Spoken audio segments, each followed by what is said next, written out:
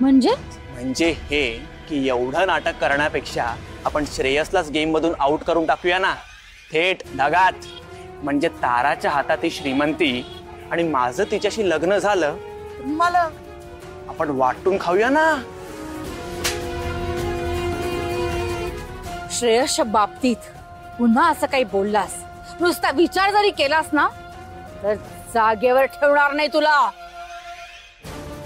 श्रेयसकडे वाकड्या नजरेने पाहिलंस तर जिवंत जाईल तुला मी, लक्षात ठेव. म्हणून जे सांगितलंय तेवढंच काम चोख करायचं, पैसे घ्यायचे आणि निघायचं. विषय संपला.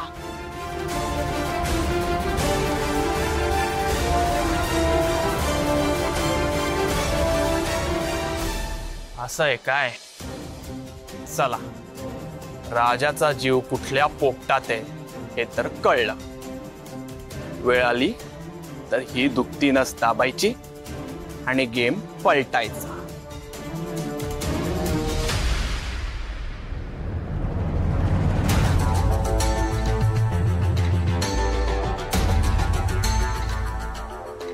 काय ग, इतक्या गडबडीत कुठे निघालीस? आत्या, मला खूप टेन्शन आलंय. काय झालं? श्रेयसने मला अर्जंटली भेटायला बोलवलंय. बहुतेक ज्याची भीती होती तेच झालंय आत्या. मी तारा आराध्या नाही हे सत्य त्याला समजलंय. म्हणूनच तो फोनवर सुद्धा खूप डिस्टर्ब होता. तू ना इकडे आधी. आत्या, मला बस इथे शांतपणे. मी त्याला भेटून येते, एकदा बोलते त्याच्याशी. बस इथे, बस इथे.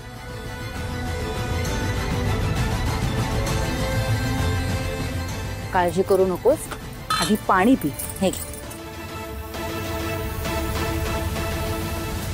हे बघ, श्रेयसला हे कळूच शकत नाही आणि आपल्यापैकी कोणी आता तरी नक्कीच काही सांगणार नाही. पण मग आत्या, तो इतका डिस्टर्ब असण्याचं दुसरं काय कारण असेल? आणि असं दुसरं काय महत्वाचं बोलायचंय जे त्याला घरात माझ्याशी बोलता येत नाहीये? मला असं वाटतं श्रेयसची मी जाऊन बोलते, तू नको जाऊस. कारण माझी खात्री आहे अशी कुठलीही परिस्थिती किंवा पुरावा नाहीये जो श्रेयसपर्यंत पोहोचेल आणि त्याला सगळं सत्य समजेल. कशावरून आत्या? तशी सोयच केली आहे ना मी. म्हणजे काय म्हणायचंय तुम्हाला? अगं म्हणजे श्रेयसपर्यंत हे सत्य पोहोचू नये म्हणून प्रार्थना केली आहे ना मी त्याच्यासाठी. खरंय आत्या, सगळं खरंय, पण आत्ता मला त्याला भेटणं महत्वाचं आहे. अगं पण त्याचाच फोन. हा श्रेयस, बोल. हो निघाले मी. हो आलेच. अगं काय झालं असेल नक्की? तर अघ्याला तर सगळं सत्य माहिती आहे. नाही, पण तो नाही पचकणार. काहीही करून मला ही भेट थांबवायलाच पाहिजे.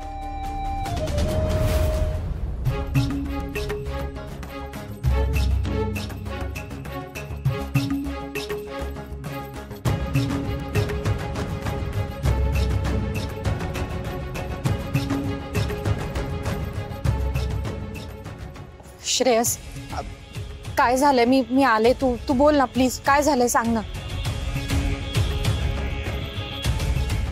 बोल ना प्लीज, काय बोलायचंय प्लीज. ज्या व्यक्तीवर मी सगळ्यात जास्त विश्वास ठेवला त्या व्यक्तीने फसवलंय मला.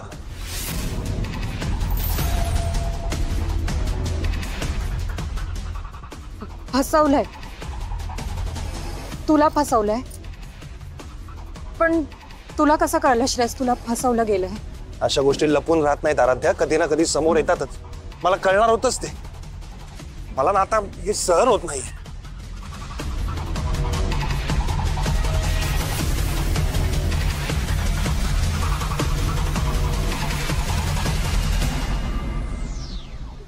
श्रेयस, तू प्लीज प्लीज नीट सांग ना. तुझ्या मनाची अवस्था, तुझी अस्वस्थता बघवत नाहीये मला. प्लीज सांग ना. प्लीज श्रेयस, प्लीज बोल प्लीज. काय आणि कसं सांगू आता? माझं मन चोरलंय त्या मुलीने. माझं आयुष्य स्वतःच्या नावावर करून घेतलंय. आणि ती लबाड मुलगी आराध्या श्रेयस सरनाईक आहे.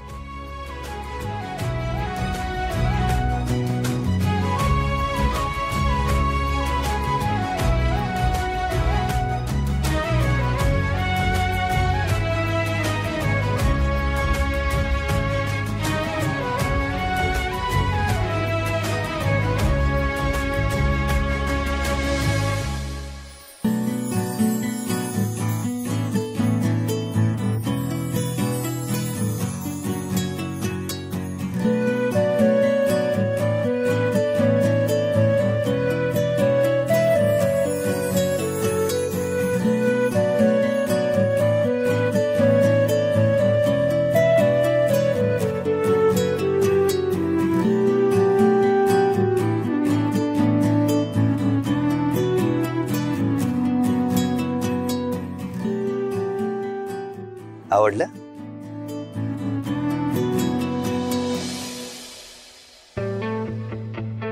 माझं मंगळसूत्र. तुझं नवं मंगळसूत्र. जे हे जे गळ्यात आहे ते सुद्धा तुझंच आहे, पण हे नवं मंगळसूत्र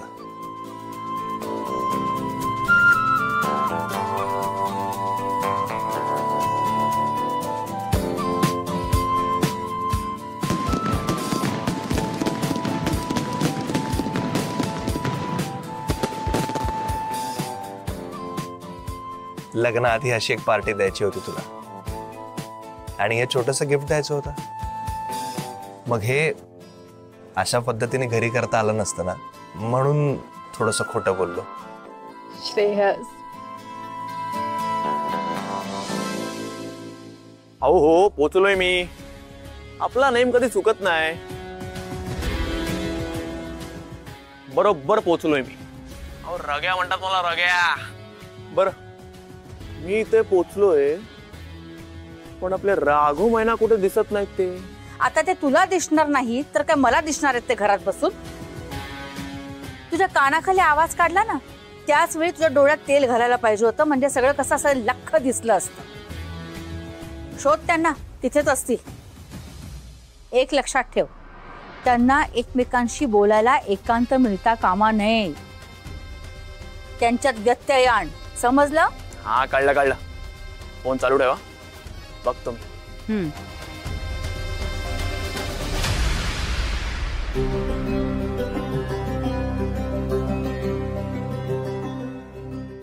दुष्ट आहेस तू, एक नंबरचा दुष्ट. माझा जीव किती टांगणीला लागला होता माहितीये तुला? काय झालं काय नाही काहीच कळत नव्हतं मला छळायचं नाही. श्रेयस, माझा जीव किती घाबरा झाला होता तुला माहितीये का? सॉरी. तुझा जीव आता माझाच आहे की नाही? मग माझ्या जीवाला असा त्रास होऊ देईन मी?